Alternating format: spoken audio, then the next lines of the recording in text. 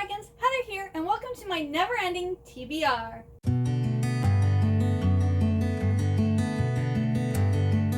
So today we're going to be doing my July manga haul. So these are going to be all of the manga that I got in June. There's only 8 here, so this is going to be a short, sweet, quick video.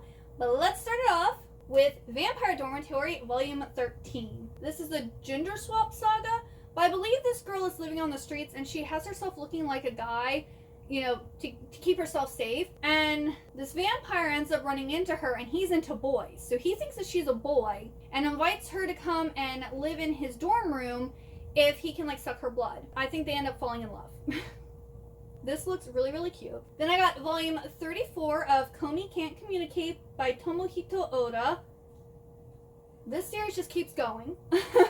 But this is about Komi, who has severe social anxiety to the point where she can't actually speak. And one day a new boy comes to their class and he realizes that she, you know, is really shy and she doesn't know how to, like, interact with people. But everyone thinks she's so cool and put together and, like, you know, so much above them that no one is really approaching her or anything. He finds out that she, like, wants to make 100 friends, so he is helping her to make 100 friends. Then I got In the Name of the Mermaid Princess Volume 6 by Yoshino Fumikawa and the artist by Miya Tashiro.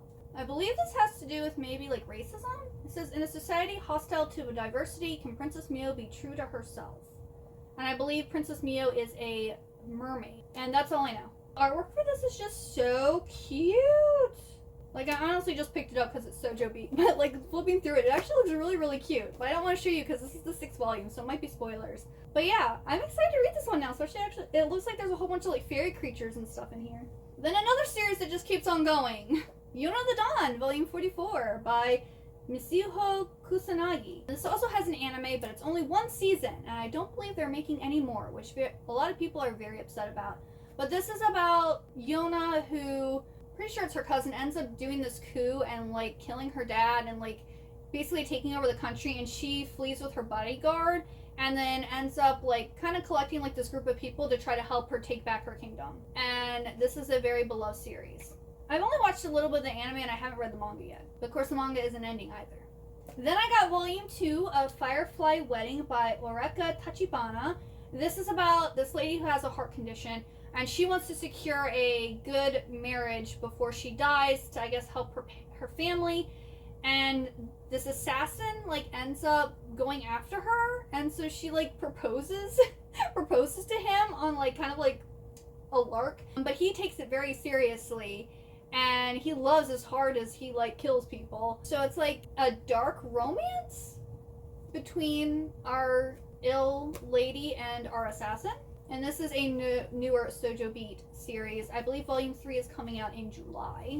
Then we have Let's Do It Already, Volume 5 by Aki Kusaka. I read this one. This is so cute. I love this series so much. We get a little bit more romance in this one, but this is basically, we have our main girl character who really wants a boyfriend, and she has a crush on our guy here. And he is, like, the son of this very, like, important old family.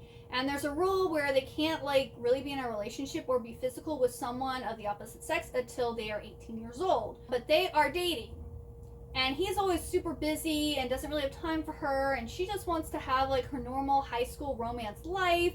And they're kind of, like, on 2 different pages, and, like, them trying to work it out and be together, but also following the rules of his family is all very interesting and very exciting. And yes, this was really cute. Then I have A Star Brighter Than the Sun Volume 2 by Kazuna Kawahara. This is also a newer Shojo Beat series. I think this has to do with, like, a tall girl and a short boy. Sai has always been taller and stronger than the average girl. Koki used to be smaller and weaker than the average boy, but now that he's in high school, he's tall and super popular, so he used to be small.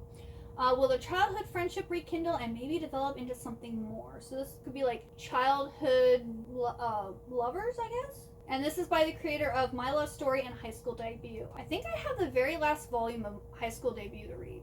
But I've read almost all of High School Debut, and I don't have My Love Story or have read that one yet. But this one looks really cute. And the final one is Volume 11 of A Sign of Affection by Sue Morishita. This is another one that has an anime that's on Crunchyroll. And this is about a deaf girl who ends up running into this guy on the train. and he can like speak in ASL, and I think it's like a cute little relationship between them. I've only watched like I think the first 2 episodes of the anime, but it was like really, really cute. And this is another really popular series too. Those are all the manga that I got in June. What manga have you gotten recently, or what new series, or what series are you reading that you're really enjoying that you could recommend to me? I'm always looking for good new manga. Thank you so much for watching. I hope you have a wonderful good day or night, and I hope to see you next time. Bye!